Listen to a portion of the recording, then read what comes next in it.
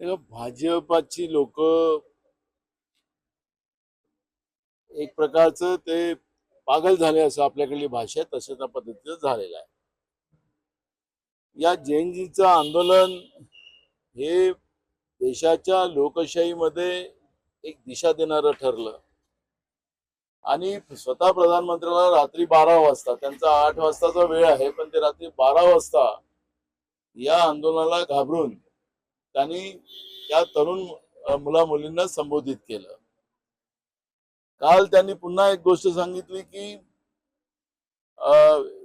मुला मुलींचं संस्कृती बिघडलेली आहे, तरी सुद्धा मी त्यांना माफ करणार, अशा पद्धतीचं सांगितलेलं आहे. आता त्याच्याही पलीकडे आपल्याला माहितीसाठी सांगतो की विदेश मंत्री जे आहेत जयशंकर, त्यांनी सांगितलं की या आंदोलनाला फॉरेन फंडिंग झालेलं नाही.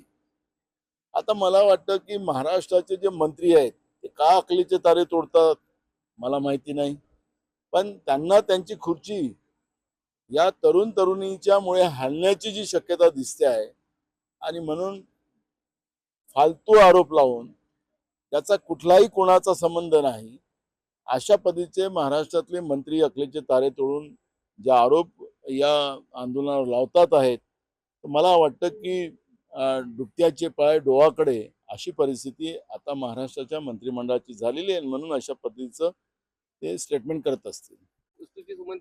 डोभाल आता NSI चे प्रमुख आहेत, त्यांच्या मार्गदर्शनाने अमित शहा चालतात आहेत, अशा पद्धतीचं चित्र पूर्ण देशाच्या आणि जगाच्या लोकांना माहिती आहे.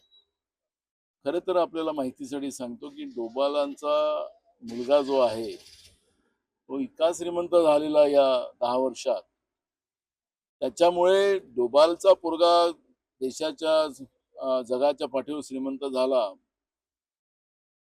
असं म्हणून त्याचा सत्कार करण्यात आला का लोकमान्य टिळकांचा पुरस्कार देऊन? हा एक प्रश्न आहे. लोकमान्य टिळकांनी या देशाच्या स्वातंत्र्यासाठी लढाई केली.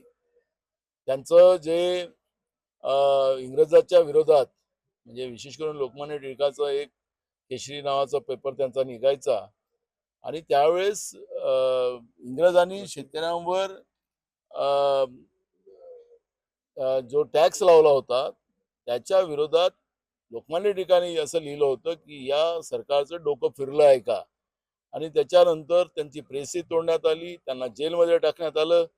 पण आज आपण पाहतोय की देशाच्या पत्रकारितेला ज्या पद्धतीनं NSIच्या व्यवस्थेनं जो ब्रेक लावलेला आहे आणि ब्रेक लावणारी जी व्यक्ती त्याचा सत्कार लोकमान्य टिळकांच्या नावाने त्यांचा पुरस्कार होत असेल त्यांच्या जयंतीच्या नावाने, खऱ्या अर्थाने एक गंभीर बाब आहे.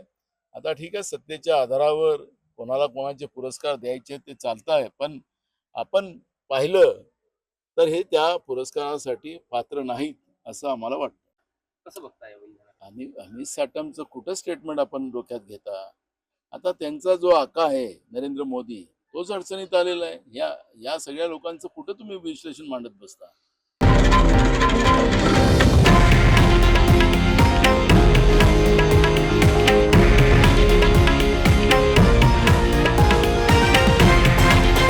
हे आहे देशातील नंबर 1 न्यूज नेटवर्क आणि आपण पाहत आहात TV9 मराठी, एकमेव.